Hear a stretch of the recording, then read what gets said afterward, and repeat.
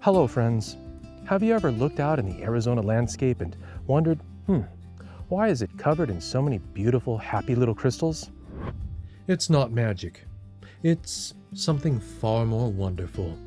The story of quartz and the rocks that are absolutely packed with it. And in our time together today, I'm not just going to show you where to find this beautiful quartz in the field. I'm going to teach you how to read the stories in the rocks, so you can tell the difference between loose quartz crystals and the almost pure white quartzite that we're actually walking on out here. Arizona's geology is so wonderfully diverse. We have these vast deserts and majestic, rugged mountains, and all of it comes together to create the perfect home for the whole family of quartz-rich rocks. But I'll let you in on a little secret. For every rockhound, it all starts with one little happy crystal. And next thing you know, you've got a whole collection. It's the best kind of abundance. So, grab your rock bag, because our quiet little adventure begins right now.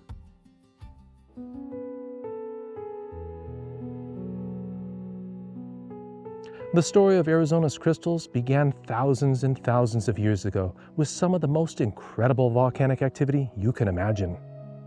For a long stretch of Earth's history, huge piles of sand rich in quartz were laid down along ancient beaches, river systems, and shallow seas. Those sand layers were slowly buried deeper and deeper, squeezed from the sides as the crust crumpled and heated from below. Down there in the dark, under all that pressure and heat, something wonderful happened. The quartz grains in those sandstones began to recrystallize and weld themselves together.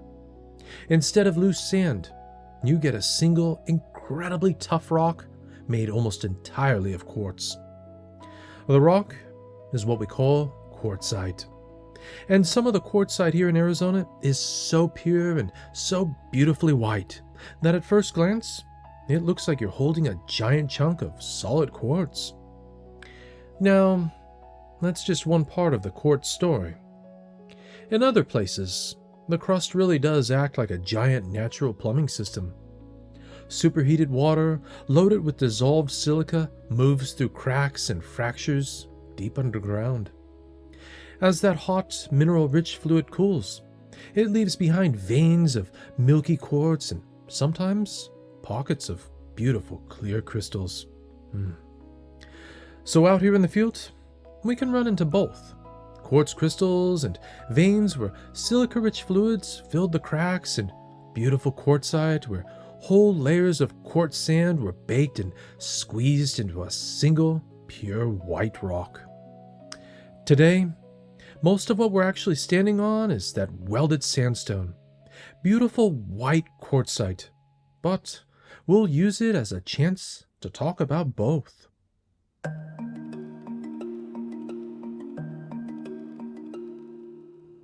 All right, now we know the why behind these crystals. Now let's use that knowledge to find some on our own. We're in a lovely area built from old volcanic and metamorphic rocks. Exactly the kind of neighborhood where hard quartzite ridges and the occasional quartz vein can really stand out. The secret isn't to just wander around and hope for a happy little accident, though. You have to look for all the little clues the earth leaves for you. Right now, I'm just gently scanning the landscape, looking for any rock outcrops or exposed hillsides where the soil has been worn away. A wonderful place to start your search is in the dry washes, or right here at the base of these hills. You see, quartz, the mineral, has a hardness of 7 on the Mohs scale, and quartzite is made almost entirely out of the same tough mineral, which means it really doesn't break down easily at all. While the softer rock around it weathers away into soil, the stronger quartzite breaks into blocks and chunks that slowly tumble downhill. Rockhounds have a wonderful name for this: float. If you find a piece of float quartzite, or even a stray bit of quartz on the ground, even a tiny one, that is a fantastic clue. You see, that piece had to come from somewhere. And chances are, its home is somewhere uphill from where you're standing, often alongside a slope or in one of those little gullies feeding into that wash. So, our strategy is a simple one. Find the float, follow that happy trail uphill, and look for a solid quartzite ledge or quartz vein it broke off from. Another little tip, road cuts are also your best friends, because they give you a perfect cross-section of the geology, often showing you layers and veins you'd never see otherwise. And right here, would you look at this? You see this pale, solid block poking through the dirt? Let's just give it a gentle nudge and wipe some of this away. You can see it's not just one happy little pebble either. There's a whole band of white rock running through here. We might be onto something. And over here, this is the quartzite outcrop. Exactly what we're hoping to find. Wow, is this beautiful or what? There's no feeling in the world quite like finding a new spot. And this is the moment that really makes a believer out of you. This is where all the real work and real joy just simply begins. Hey, if you're enjoying this quiet little adventure and learning how to read the story in the rocks, maybe you could do me a favor and hit that subscribe button to Willow's Southwest Studio. We have so many more beautiful places to explore together, and I'd be so happy if you'd come along for the ride.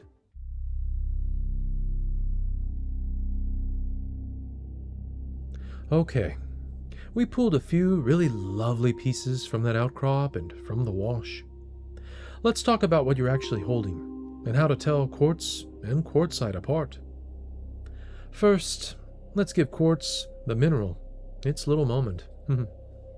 When quartz has room to grow as a crystal, it has a vitreous, glassy luster.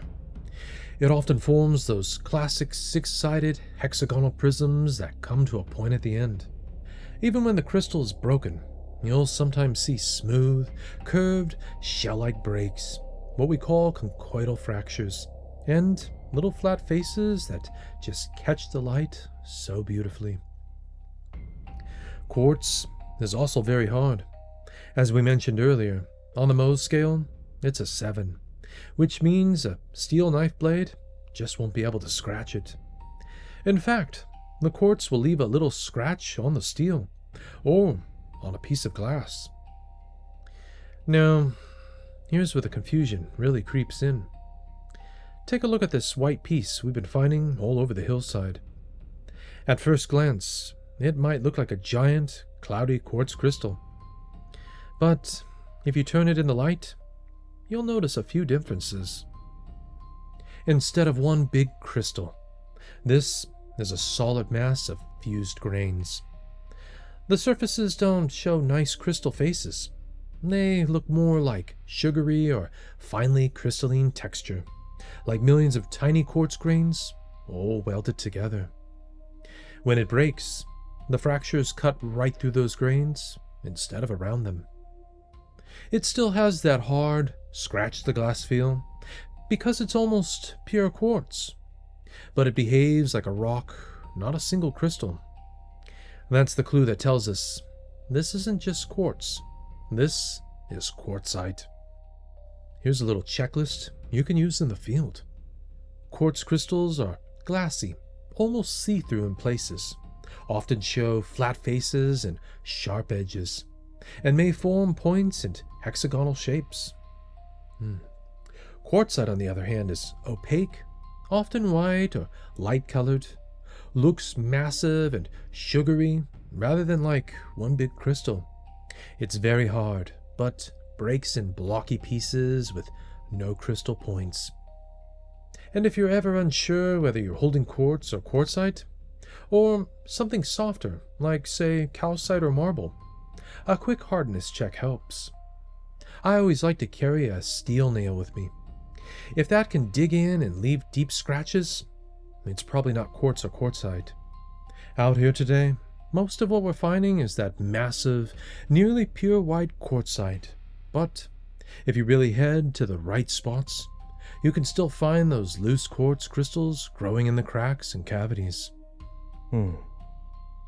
Some of the crystals found near Payson are so clear and so beautiful that rockhounds have nicknamed them Payson or Arizona diamonds.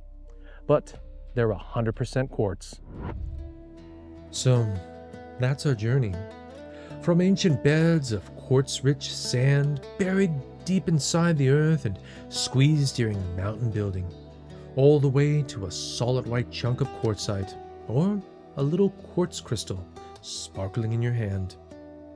We saw how Arizona's fiery, creative past made a whole treasure chest of quartz-rich rocks, and we learned how to read the landscape to bring a piece of that treasure home with us. We also learned a few tricks to tell quartz and quartzite apart when you're in the field.